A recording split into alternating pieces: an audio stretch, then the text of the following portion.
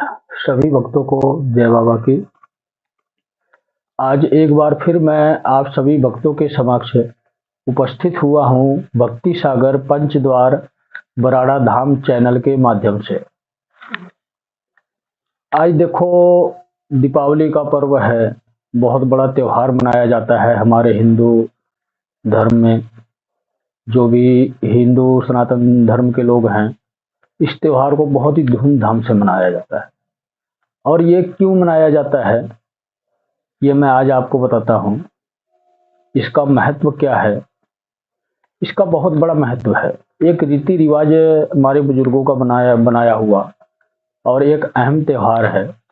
जो कभी भी भगवान को नहीं मानता है, जो बिल्कुल निस्वार्थ जीवन जीता है, वो भी इस त्योहार पर दीपक अपने घर पर और अपने देवी देवताओं का नाम का अवश्य जलाता है। ये त्योहार ही इसीलिए बना है कि अब आप दीपक जलाएं, चाहे अनजाने में ही अपने देवी देवता के नाम का दीपक जलाएं और परमात्मा के नाम पर दीपक जलाएं, लक्ष्मी जी के नाम पर दीपक जलाएं।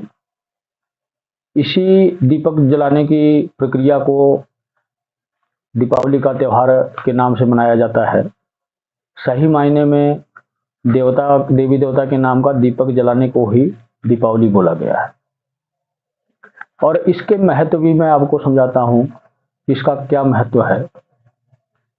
देखो, आप लोगों को पता होगा और सुने भी होंगे एक दूसरे से कि दीपावली के दिन बहुत से तांत्रिक सिद्धियां प्राप्त करते हैं। क्या उनके लिए अन्य दिन नहीं है कोई और दूसरे दिन भी तो आप वो सिद्धियां प्राप्त कर सकते हैं? ऐसा क्या खास है दीपावली में कि दीपावली के त्योहार पर लोग दीपावली की रात्रि में या दिन में सिद्धियां प्राप्त करते हैं, साधनाएं करते हैं? और इसी महत्व को मैं आपको समझाने जा रहा हूं।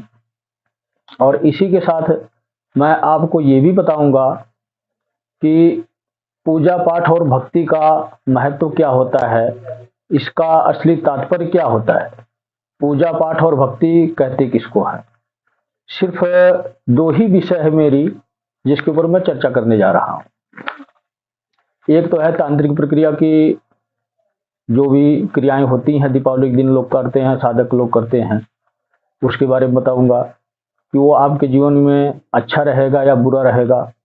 और दूसरा मैं आपको ये बताऊंगा कि पूजा पाठ और भक्ति क्या होती है, इसका मतलब क्या है और हम किस प्रक्रिया से ये कर सकते हैं। क्योंकि ये सोचने वाली बात है कि कलयुग है। इस कलयुग में तांत्रिक प्रक्रिया के लोग बहुत ज्यादा आजकल इस पृथ्वी पर हैं और हर कोई भगत बनना चाहता है, तांत्रिक बनना चाहता है, किसी न किसी दैविक शक्तियों की कृपा पाना चाहता है। इसके लिए वो क्या करते हैं कि दीपावली के दिन मंत्र सिद्धियां करते हैं और कोई स्पेशल पूजा पाठ भक्ति करते हैं। अलग अलग प्रक्रिया से वो सिद्धियां प्राप्त करते हैं और दीपावली के दिन कार्य उनके पूर्ण होते हैं। क्यों पूर्ण होते हैं?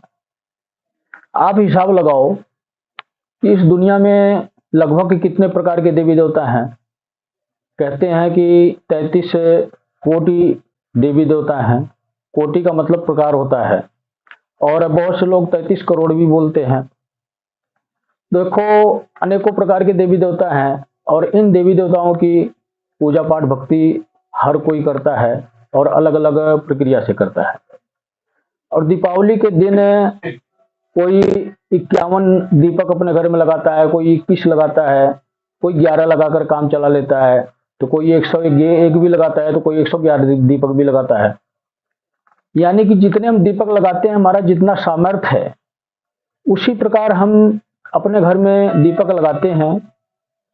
और उसी हिसाब से हम खेड़े पर भी दीपक रख के आते हैं, जिसको डी बाबा भी बोलते हैं।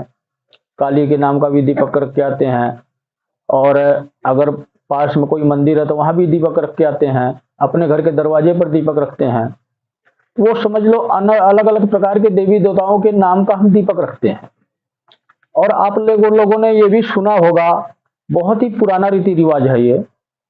धनतेरस वाले दिन सुबह 4 बजे के लगभग 4 बजे 5 बजे या 3 बजे के बाद ही, मतलब ब्रह्म मुहूर्त जब से शुरू हो जाता है, उसी टाइम के बाद घर की महिलाएं, बच्चे सूप ले लेते हैं, जिससे हम अनाज को फटकते हैं, वो सूप, और उसको बजाते हुए पूरे कमरे में, घर में बाहर निकलते हैं और अपने गांव के क्षेत्र से बाहर खदेड़ कर आते हैं। खदेड़ना किसको खदेड़ते हैं? घर की दरिद्रता को खदेड़ते हैं। जो हमारे घर में तकलीफें चल रही हैं, समस्याएं चल रही हैं, या भूत प्रेत बाधा है, ये सब बाहर जाए और हमारे घर में लक्ष्मी का वास हो, देवी देवता का वास हो। धनतेरस के बाद ही दीपावली होती है, क्योंकि ये दरिद्रता और ये दुख तकलीफ समस्याएं हमारे घर से बाहर जाए और हमारे घर में देवी देवता, उनके नाम का हम दीपक जलाने जा रहे हैं, वो सब हमारे घर में आए। ये प्रक्रिया होती है दीपावली की। तो कहने का मतलब ये है कि जब सभी देवी देवताओं के नाम का दीपक प्रज्वलित होता है इस संसार में, हमारे हिंदू धर्म के अनुसार जो भी नियम बनाए हुए हैं, उस प्रक्रिया से जब हम दीपक प्रज्वलित करते हैं अपने देवी देवताओं के नाम का, या कई बार ऐसे भी होता है कि जिस देवी देवता को हम नहीं जानते हैं और हमारे कुल में पूजे जाते थे, तो दीपावली दिन वाले दिन उनके नाम का भी दीपक जल जाता है और उनको वो पूजा मिल जाती है। इसीलिए हमारे जीवन में रुकावटें तो आती हैं, लेकिन ज्यादा समस्याएं नहीं आती है कि कभी ना कभी हम अनजाने में ही सही अपने देवी देवताओं के नाम का दीपक जलाते हैं, और वो दिन होता है दीपावली का। जब सभी देवी देवताओं के नाम का दीपक जलता है तो वो शक्तियां प्रसन्न होती हैं, और उस दिन अगर हम कोई विशेष प्रकार का पूजा पाठ करते हैं तो हमारा संपूर्ण होता है। सिर्फ हमें आवश्यकता होती है तो गुरु की। अगर हमारे पास गुरु है तो हम मंत्र सिद्धियां या अन्य प्रकार की साधनाएं, चाहे वो तांत्रिक प्रक्रिया से जुड़ी हुई हो, चाहे पूजा पाठ भक्ति के प्रक्रिया से जुड़ी हुई हो, वो हमारी पूर्ण होती है। और इसी प्रकार की साधनाएं तांत्रिक लोग करते हैं, भगत लोग करते हैं, जो इस प्रक्रिया के हैं, जो इस प्रकार की सिद्धियां पाना चाहते हैं। इसमें दैविक शक्तियों की भी पूजा होती है और भूत प्रेत राक्षसों की भी पूजा होती है। दीपावली वाले दिन हर प्रकार की सिद्धियां लोग करते हैं, और आज के समय में यही सिद्धियां दुष्प्रभाव डाल रही हैं हम इंसानों पर, हम व्यक्तियों पर। अनेकों प्रकार से तकलीफें आ रही हैं सिर्फ इन्हीं तांत्रिकों की वजह से। और आज के दिन ये वीडियो बनाना क्यों मेरे लिए अहम हो गया, क्यों जरूरी हो गया? क्योंकि मैं ये चाहता हूं कि जिस प्रकार तांत्रिक अनेकों प्रकार की सिद्धियां प्राप्त करते हैं दीपावली के दिन, इसी प्रकार आप भी स्वयं को ऐसा सामर्थ्यवान बनाओ। वो किस तरीके से बनाओगे वो मैं आपको आज मैं समझा देता हूं कि आपको पूजा पाठ और भक्ति सिर्फ इन्हीं 3 माध्यमों से आपको उस शक्ति से वार्तालाप भी कर सकते हैं जिसकी आप भक्ति करोगे। दीपावली का खास महत्व है, विशेष दिन होता है दीपावली। जब तांत्रिक इस प्रकार की सिद्धियां पा सकते हैं दीपावली के दिन, जो कि जल्दी से जल्दी पूर्ण होती है, तो आप भी कर सकते हो। वो मंत्र सिद्धियां करते हैं जो सीमित समय तक काम करती हैं, लेकिन अगर आप 1 घंटा या सवा घंटा सिर्फ अपने देवी देवता के नाम से पूजा पाठ भक्ति करो, तो आपको वो सारे पूर्ण फल मिलेंगे। हर प्रकार की समस्याओं से छुटकारा भी मिलेगा। दीपावली के दिन सिर्फ लगभग सवा घंटे के आसपास ही आपको ये कार्य करना होगा। देखो, मैं ये नहीं कहता कि आप अपने देवी देवता को दीपावली वाले दिन ना पूजो, ना वो करो। जिस भी देवी देवता को मानते हो, आप अपने तरीके से उनकी पूजा पाठ करो, और भोग प्रसाद जो भी आपको देना है आप वो दो। लेकिन भोग प्रसाद हमेशा शाकाहारी होना चाहिए, शुद्ध होना चाहिए। ये नहीं कि आप अलग प्रक्रिया से भोग दो, कोई बलि दो या दारू शराब चढ़ाओ। ये सब प्रक्रिया अच्छी नहीं होती। तो मैं आपको सबसे पहले पूजा से संबंधित आपको बताता हूं कि पूजा पाठ भक्ति का क्या तात्पर्य होता है, क्या मतलब होता है।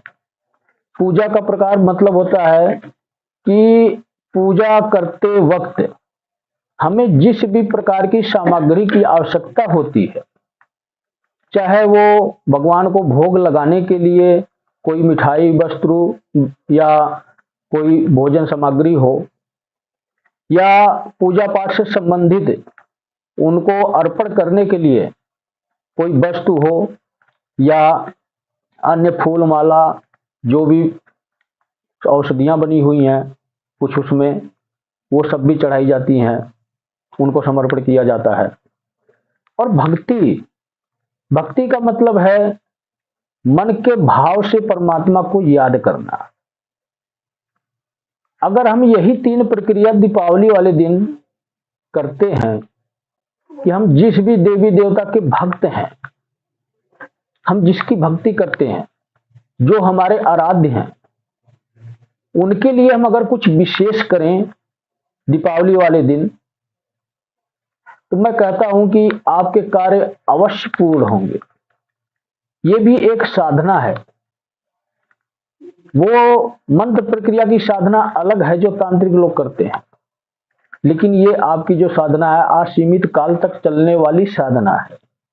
जन्मों जन्मांतरण तक आपका उद्धार करने वाली साधना बता रहा हूं मैं आपको। जैसे कि मान लो मैं महादेव का भक्त हूं, महादेव को अपना आराध्य भी मानता हूं, और उन्हीं से मैं उत्पन्न भी हुआ हूं, और उनकी शरण में जाने की मेरी इच्छा भी है। मेरा भी ये फर्ज बनता है कि मैं जितना कर सकता हूं, मेरे अंदर जितना सामर्थ्य है, मैं उनकी भक्ति करूं, और करता भी हूं, लेकिन फिर भी कमी रह जाती है। कमी रहने का मतलब क्या होता है? अगर हमें ये एहसास होगा कि भक्ति में हमारे कमी है, तो हमारी कोशिश होगी कि हम उस कमी को दूर करें।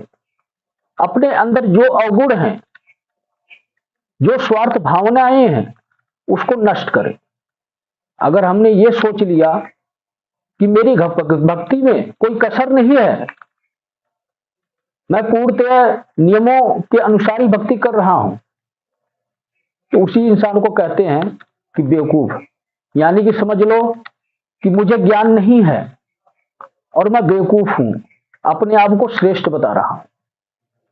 भक्ति में सबसे पहले नंबर पर आपको यही विचार रखने होंगे। सिर्फ आपने कोशिश करनी है कि पूजा पाठ भक्ति, ये इन तीनों प्रक्रिया में कोई कमी ना आए। आप जिसके पास जितना सामर्थ्य है, उस हिसाब से आप सामग्रियों का इस्तेमाल करें। फूल माला, मिठाई, भोजन, मिठाई, जो भी सामग्री आपको इस्तेमाल करनी है, आप वो इस्तेमाल कर सकते हैं, लेकिन निस्वार्थ भाव से भक्ति करें। और पाठ का मतलब होता है अध्ययन।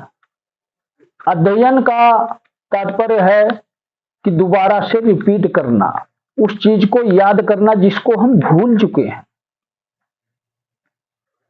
देखो, अध्ययन एक होता है, जैसे हम स्कूल में पढ़ते हैं, तो हम क्या पढ़ते हैं?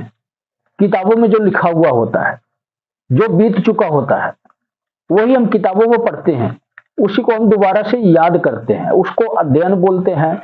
और भक्ति के मार्ग में भी अध्ययन की प्रक्रिया शुरू की गई है। वो इसलिए शुरू की गई है कि जो भी वेद, पुराण, शास्त्र या जो भी धार्मिक किताबें लिखी गई हैं, ये सब बीता हुआ है और वही लिखा गया है। पिछले जन्म में हमने जो भी अध्ययन किया था, इस जन्म में सब खत्म हो चुका है, डिलीट हो चुका है, और उसको हमें दोबारा प्राप्त करना होता है। किताबों के माध्यम से भी हमारा अध्ययन होता है, जिससे हमें अपने धर्म के बारे में ज्ञान होता है, और एक दूसरे के प्रति किस प्रकार व्यवहार रखना चाहिए, छोटे बड़े का आदर सम्मान करना चाहिए, ये सब हमें अनुभव मिलता है अध्ययन से। इसलिए हम पाठ पढ़ करते हैं, जैसे गीता का पाठ करते हैं, रामायण का पाठ करते हैं, और अनेकों प्रकार के हनुमान चालीसा पाठ करते हैं, दुर्गा चालीसा पाठ करते हैं। ये सब एक अध्ययन है। इससे परमात्मा खुश होते हैं, क्यों? उनकी जीवन लीला को हम गाते हैं, गुनगुनाते हैं, तो उनके पास पहुंचने का ये भी एक माध्यम होता है। और अब मैं आपको समझाता हूं कि भक्ति क्या होती है। भक्ति का मतलब क्या है,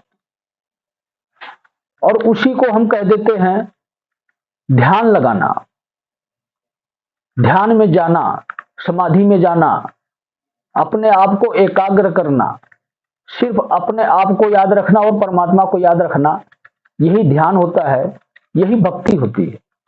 इसी को हम गुनगुनाते रहते हैं, परमात्मा के नाम से काम करते वक्त भी उनका नाम लेते रहते हैं, इसी को भक्ति बोली गई है। और इसी को हम दूसरी भाषा में बोल देते हैं कुंडली जागृत करना। हमारी इंद्रियां जो भी सोई हुई हैं उसको जागृत करना। इसी प्रक्रिया को हम ये भी बोल देते हैं कि तीसरा नेत्र खुलना। ये सब प्रक्रिया एक ही है, और हमें ये किस मार्ग से प्राप्त होता है? सिर्फ ध्यान के मार्ग से ही हमें इन सब चीजों की प्राप्ति होती है, शक्तियों की प्राप्ति होती है। और ध्यान की प्रक्रिया का मतलब क्या होता है? अपनी आत्मा को स्वच्छ करना। जिस दिन हमारी आत्मा स्वच्छ हो जाती है, जो भी हमारे अंदर दुराचार, व्यवहार या मानसिक सोच हमारी गलत जो भी होती है, वो सब जिस दिन हमारा दूर होने लगता है, उसके बाद हमारा ध्यान केंद्रित होता है। और जब हमारा ध्यान केंद्रित होता है, फिर हम हमारी आत्मा परमात्मा के संपर्क में पहुंचती है। उसी को हम बोलते हैं कि हमारा तीसरा नेत्र खुल गया।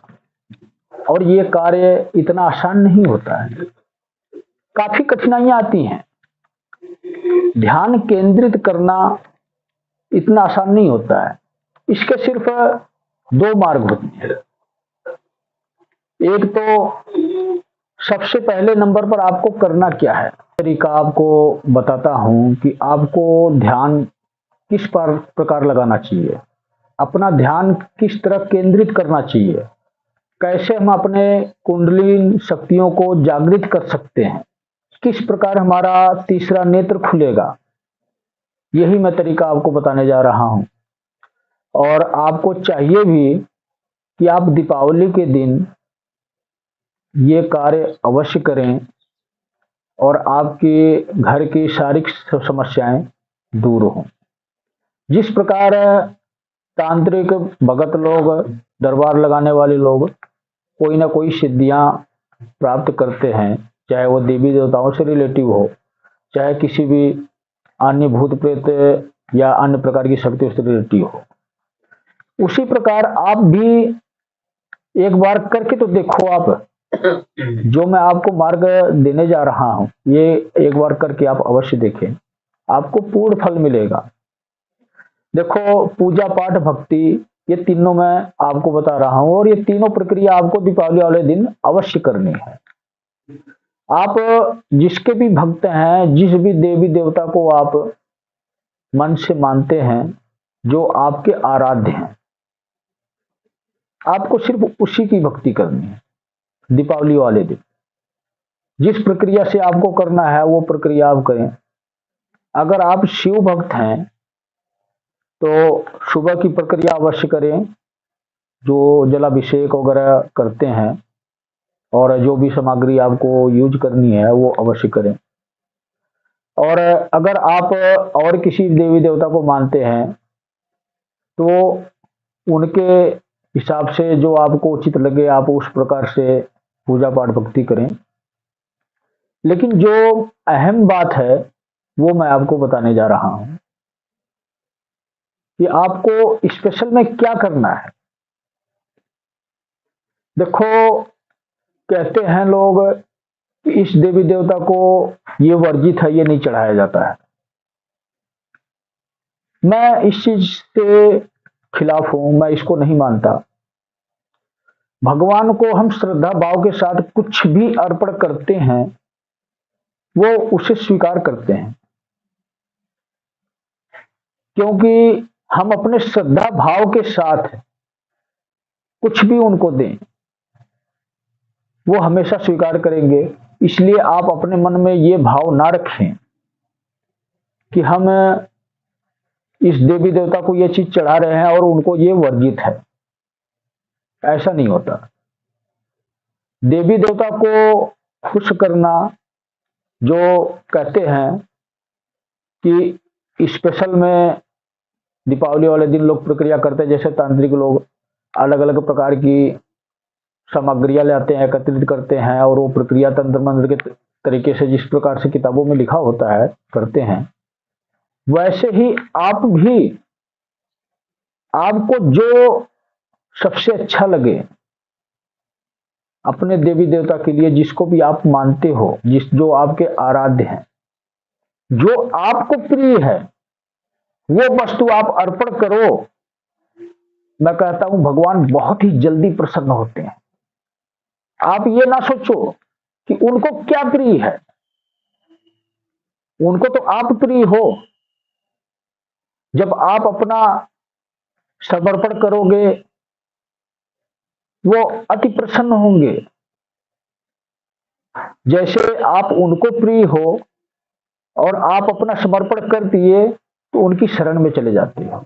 और उसी प्रकार जो आपकी मानसिक सोच है, जो अपने लिए आप पसंद करते हो, चाहे वो मिठाई हो, चाहे वो पकवान हो, चाहे वो कोई वस्त्र हो, चाहे वो पूजा पाठ की सामग्री हो, जो आपको बेस्ट लगे, जो आपको उचित लगे कि ये चीज बढ़िया है मेरे परमात्मा के लिए, जिसको मैं मानता हूं, आप वो चीज उस देवी देवता को समर्पण करें।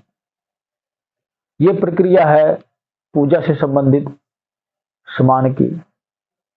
और पाठ अगर आप पढ़े लिखे हैं, तो जिस भी देवी देवता के को मानते हैं आप, उनसे संबंधित किताब, जो भी ग्रंथ हो, चाहे गीता हो, चाहे हनुमान चालीसा हो, चाहे दुर्गा चालीसा हो, चाहे राम स्तुति हो, जो भी आप अध्ययन करना चाहते हैं, 10-15 मिनट 20 मिनट आप पाठ करें। अपने देवी देवता से संबंधित ही पाठ करें जिसको आप मानते हैं। आप ये ना सोचना कि मैं ये कह रहा हूं कि जिस प्रकार से मैं बता रहा हूं उसी प्रकार से करें।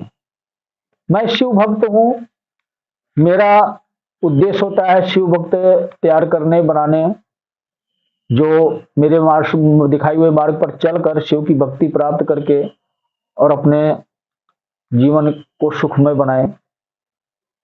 इसलिए मैं शिव से रिलेटिव बातें ज्यादा करता हूं। लेकिन आप जिसके भक्त हैं उसी की भक्ति इसी प्रक्रिया से करें। ये अध्ययन, ये पाठ पूर्ण होने के बाद तीसरा चरण आपका आता है भक्ति का। भक्ति का मतलब परमात्मा की भक्ति में डूबना, जिसको हम कहते हैं ध्यान लगाना, ध्यान केंद्रित करना। जब तक हम ध्यान लगाकर नहीं बैठते हैं, उस परमात्मा को याद नहीं करते हैं, हमारे पूजा पाठ और भक्ति का कोई खास फल नहीं प्राप्त हो पाता है और ना ही हम परमात्मा की शक्तियों से जुड़ पाते हैं। इसके लिए बहुत ही अनिवार्य होता है ध्यान लगाना। मैं सिर्फ इतना कहूंगा कि जब भी आप परमात्मा की पूजा पाठ भक्ति करें, जैसे कि आप 15 मिनट अध्ययन करते हैं अपने पुराणों का, जो हमारे ग्रंथ हैं, या हम नाम जप करते हैं या किसी मंत्र का जाप करते हैं, ये सब करने का मतलब क्या होता है? उस परमात्मा की शक्तियों को जगाना।